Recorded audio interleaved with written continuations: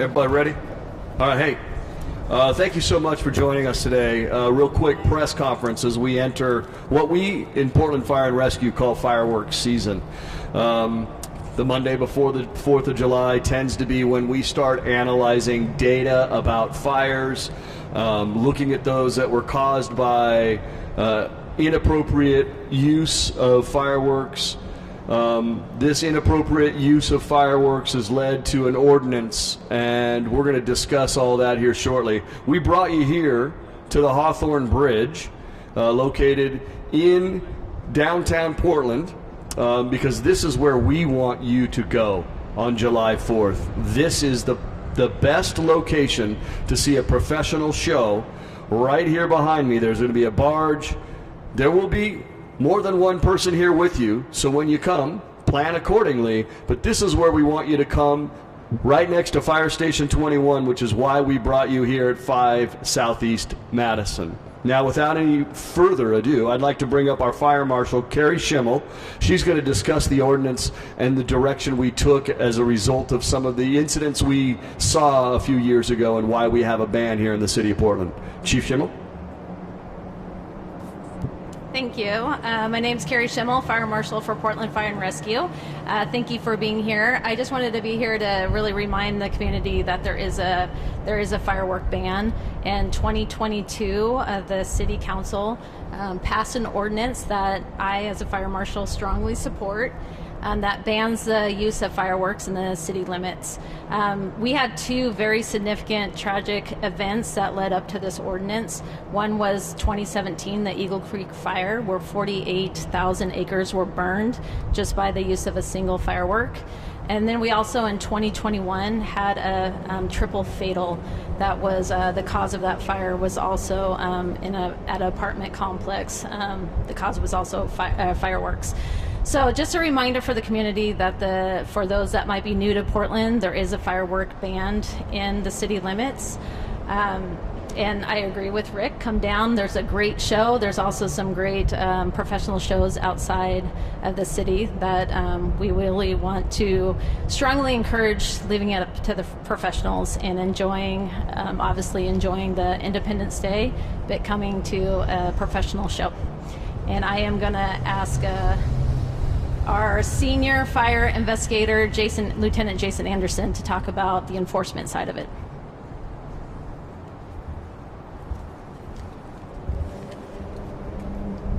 Good afternoon. I'm Lieutenant Jason Anderson. I'm the Senior Investigator or Supervising Investigator of Portland Fire and Rescue's Fire and Arson Investigations Unit. For those that aren't aware, we are a dual sworn law enforcement unit within the City of Portland, and it's our responsibility to actually enforce any and all fire and explosion related crimes that occur within the city. Each and every year, Portland Fire and Rescue has put out fire safety messaging in order to educate and seek compliance with mitigating the hazards associated with fireworks use. Because consistent messaging has been echoed to the community that all fireworks use has been banned within our city, our unit is prepared to take any necessary action when it comes to the enforcement of this ban.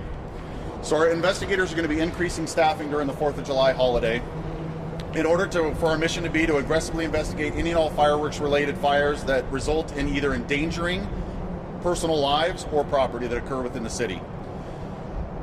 When a responsible party has been identified, it's our unit's responsibility to take the necessary enforcement action, which could range from a simple fire code citation of $500 to $1,000, which is a civil penalty, or these enforcement actions could relate or could be as much as criminal charges.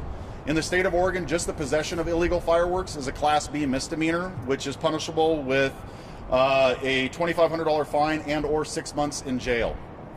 If a fireworks related fire damages or actually recklessly places protected property in danger of damage, or could place somebody in risk of serious physical injury, that criminal charge could be as high as arson in the first degree, which could be punishable with a sentence of 10 years in prison and associated fines or restitution. We will make necessary immediate arrests as necessary and forward our fireworks-related cases to the Multnomah County District Attorney's Office for review and further prosecution or issuance of charges if necessary. As members of the community, we hope that if you witness or have video or other evidence related to a fireworks-related fire that causes damage, significant damage, or risks the lives of others, that you'll contact the Portland Fire and Rescue Arson Information Line at 503-823-FIRE. We'll be monitoring this line for any messages that will assist us in our investigations. Thank you.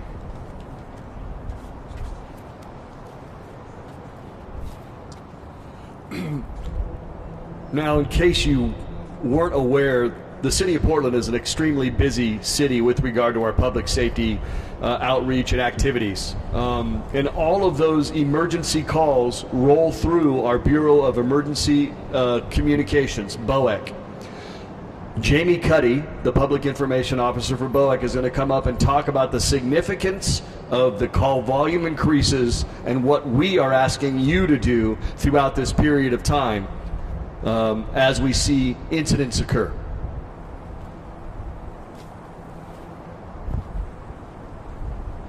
Hello, I'm Jamie Cuddy. I'm the Public Information Officer for the Bureau of Emergency Communication.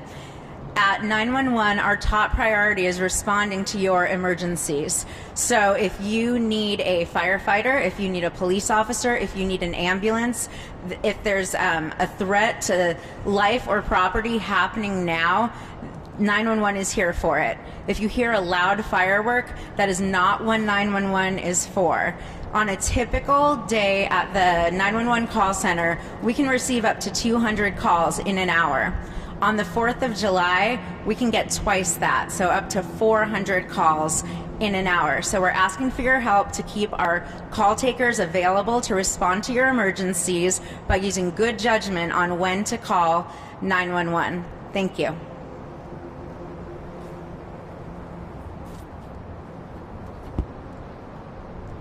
So here we are, fireworks season. As I said, it begins today. We begin evaluating data on fires starting today, rolling through about the 7th. And we check those numbers regularly. And we've had the ordinance for a few years. In the first year of the ordinance, we had a significantly reduced number of fires that were attributed to fireworks. Unfortunately, last year, it went wildly the other direction, and we had twice as many fires started as a result of fireworks, even though we had a ban. Recognize that every time you bring a firework back into the city of Portland, you are actively choosing to go against what we have established as a safe ban for our community. Like Chief Schimmel said, we had a fire recently that had a triple homicide simply as a result of the inappropriately discarded safe and sane firework. They're just not safe. They're just not sane. We have wonderful professional shows that you can attend. We want you to have the best 4th possible. Get together with your neighbors, have your barbecues, have your fruit salad competition, who's got the best fruit salad, and then come to a professional show. Plan. It's going to take you a while to get out of here, but it'll be well worth your time. And we want you to enjoy the 4th so you can enjoy the 5th. So no decision that you have made causes you or your neighborhood any danger. We've already had people admitted to the hospital making their own homemade fireworks, losing hands. I've responded to calls where people have done that. These are people that look at you and say, I'm an artist. And they no longer have fingers, right? I mean, it's just not safe. So we hope that you respect the fact that we do have a ban here in the city of Portland. Get together with your friends, plan to have a great day, and let's have an opportunity to talk about it the following day rather than some visit from Lieutenant Anderson and his team. Any questions? Do you have on hand the exact numbers of fires last year or the year before? I do. Yeah. I do. What are they? Matter of fact, thank you, Tammy Willett. So 2021, we had, throughout the fireworks season, we had 307 fires, 15 fireworks caused fires during that season. Fireworks season 2022, we had 224 fires, 10 firework caused fires. So in the year from that the ban went into effect, we dropped the number of fires by 50%. 33%, pardon me. Last year, in the fire season, we had 336 fires. 46 were determined to be caused by fireworks. We had a station that sits on the other side of the Willamette last year, first in on a fire at the base of Rocky Butte at 10:40 p.m. because all the other fire agencies, fire companies in that area were busy fighting other fires that were started by fireworks. Homes on stilts with shrubs and understory on fire, rolling up to the stilts, and the first closest responder comes from downtown. That's how wild it gets. Last night we had 3 structure fires and about 10 miscellaneous fires, just that I'm aware of. We're busy as it is with fire. We don't need any help with fireworks, small cones that you go to put off in your street. Come down and see a great show. This is an amazing location to catch a show. Chief Schimmel also mentioned there are amazing professional shows throughout our region. Make some plans. You've got 10 days to get it all organized, figure out what you're going to do. Come and see a great show and avoid choosing to commit a crime. Avoid choosing to potentially damage yourself, damage your friends, affect your home, your vehicle.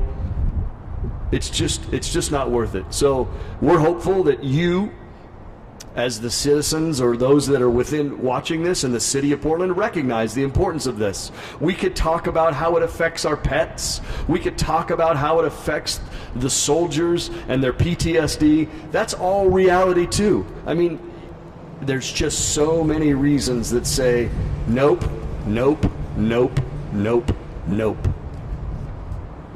This is a yes. Come down here.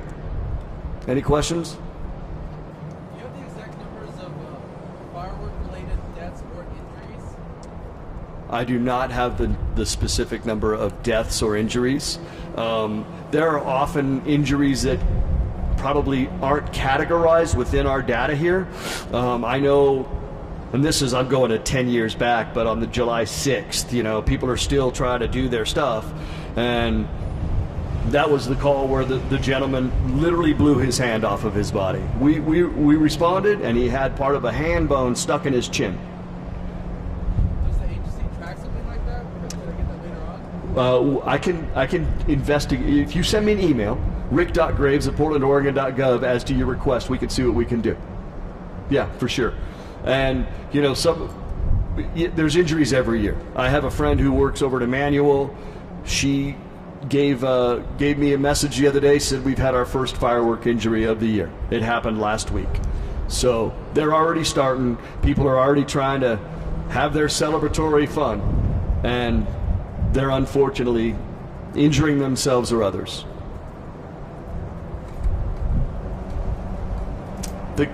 Oh man, here we go. Sorry. Great, no, you're good.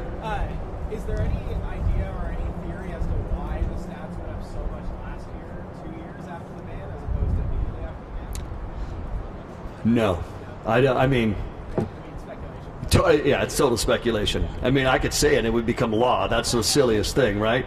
So I could tell you what I think it is, but there's no justification as to that. You can't figure out what goes on in here.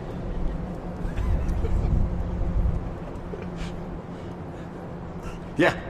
Is the agency wrapping up like enforcement or personnel during this time? You said? We will have an increased enforcement arm out that evening, but they're going to be quite busy. That's our fire investigations unit. So as the night progresses, I'm certain that they will have opportunities to interact with those people that have decided to make a choice to have fireworks. So we will have an increase. There will be no increase in police presence as far as PPB is concerned. We have a finite number of resources. They are going to be focused on responding to whatever they need to respond to that evening, whether it be a medical event, a fire event, an unlawful event, and we'll do everything we possibly can. So we will have a slight increase in our response capabilities with regard to our investigators, but that's really it. Is that increase normal, or is it resulting from the increase in statistics last year? Hang on. That's normal. Could you give us like numbers, like 2 weeks ago we'll have this amount of fire department officials, this week we'll have this amount? Yeah, I can get that. I've got I can direct you to a public-facing tableau that will actually allow you to look through that data yourself. So if you send me that email, I'll get you directed where you can actually do some of that investigation yourself. That work? Cool. I think we're done. I really appreciate it. Thanks.